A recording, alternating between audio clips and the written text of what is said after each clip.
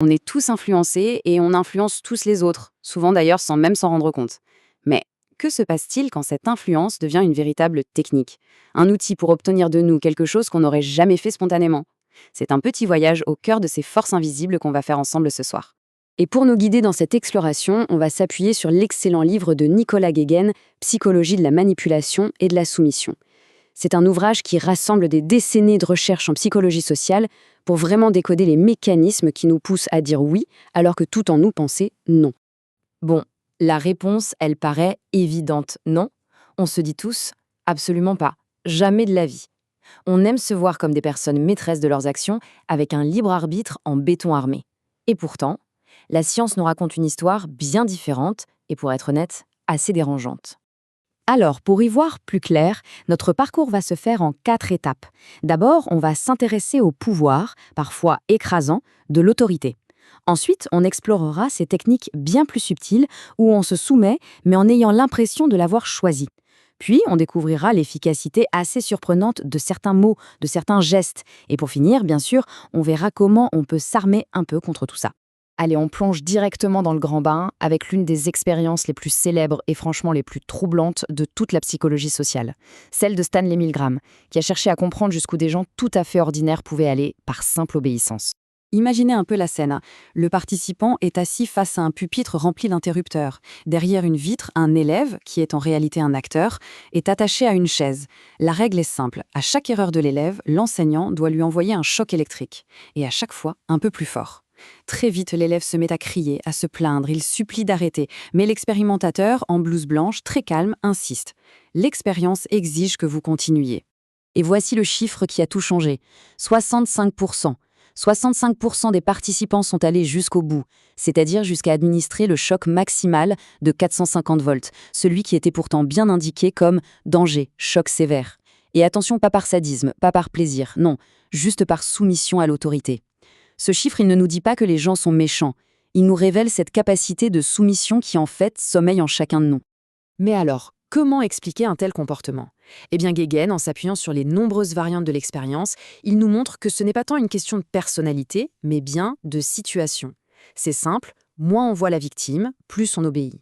Plus l'autorité est proche et nous paraît légitime, la blouse blanche, le ton assuré, plus on obéit. Et si d'autres personnes dans la pièce obéissent aussi, alors on a tendance à faire pareil. Le contexte a un pouvoir absolument écrasant sur nos décisions. Et attention, cette expérience n'est pas juste une curiosité de laboratoire. Pensez à une infirmière qui reçoit un ordre par téléphone d'un médecin qu'elle ne connaît pas pour administrer un dosage qui est manifestement dangereux.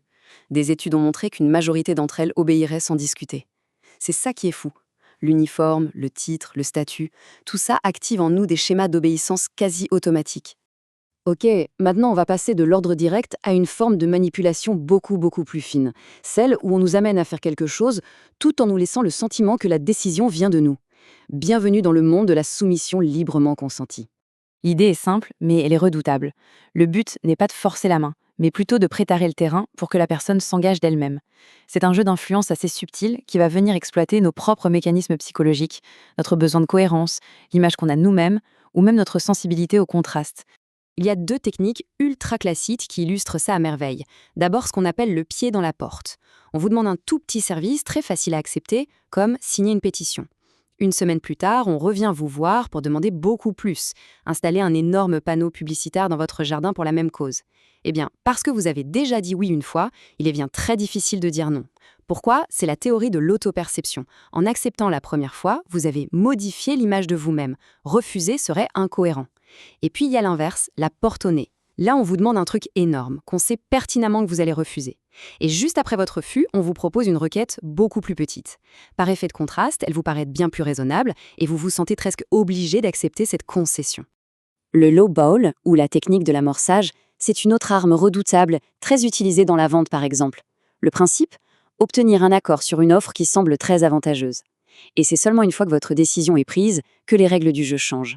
Cet exemple est tiré d'une expérience bien réelle. On pourrait se dire qu'ils n'ont qu'à changer d'avis, non? Sauf que c'est toute la force de la théorie de l'engagement. La décision initiale a créé une sorte de lien.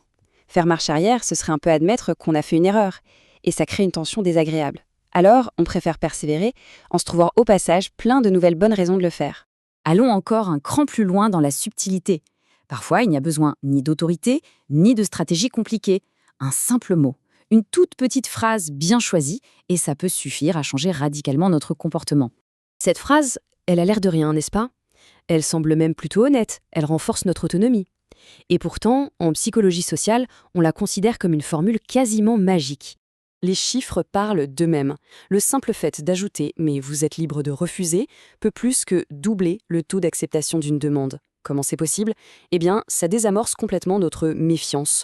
On ne se sent pas forcé, et en affirmant notre propre liberté, on est paradoxalement plus enclin à accepter, comme pour prouver qu'on a bien fait ce choix librement.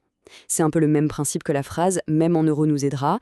En fixant un seuil si bas, ça rend le refus socialement très difficile. Une autre petite astuce purement verbale. On vous demande « comment ça va ?» La convention sociale veut qu'on réponde « bien merci », même si c'est pas tout à fait vrai. Eh bien, en affirmant publiquement que vous allez bien, vous vous mettez dans une position où il devient plus difficile, juste après, de refuser d'aider quelqu'un, par exemple en faisant un don. Après tout, vous venez de dire que tout allait bien pour vous. Et l'influence, bien sûr, ne s'arrête pas aux mots. Un simple contact physique, très léger, non menaçant, sur le bras ou l'épaule, peut augmenter considérablement les chances qu'on accepte une demande. C'est la même chose pour un regard direct ou un sourire sincère. Ces signaux non-verbaux créent un sentiment de connexion, de sympathie qui fait tout simplement baisser nos barrières. Pareil quand on nous flatte ou qu'on nous colle une étiquette positive. Vous qui avez l'air si généreux, comment agir contre cette belle image après ça? C'est très difficile. Alors, le but de tout ça, ce n'est évidemment pas de devenir un expert manipulateur. C'est tout le contraire, c'est de s'en protéger. Et la toute première ligne de défense, c'est la conscience. Savoir que ça existe. Alors, concrètement, comment on fait? Le point le plus important, c'est de réussir à rompre l'automatisme. Quand on sent une pression, qu'elle vienne d'une autorité, d'une série de demandes ou de mots un peu trop mielleux, la meilleure arme, c'est le temps. Juste s'accorder une pause. Ça permet à notre esprit critique de reprendre le dessus sur nos réflexes. Apprendre à dire calmement « je vais y réfléchir », c'est un véritable super pouvoir au quotidien. En fin de compte, tous ces mécanismes font partie intégrante de nos interactions sociales. Les comprendre, c'est avant tout mieux se comprendre soi-même et mieux naviguer dans ce monde complexe. La question, du coup, reste ouverte. Maintenant que le voile est un petit peu levé, où est-ce que vous placerez le curseur ?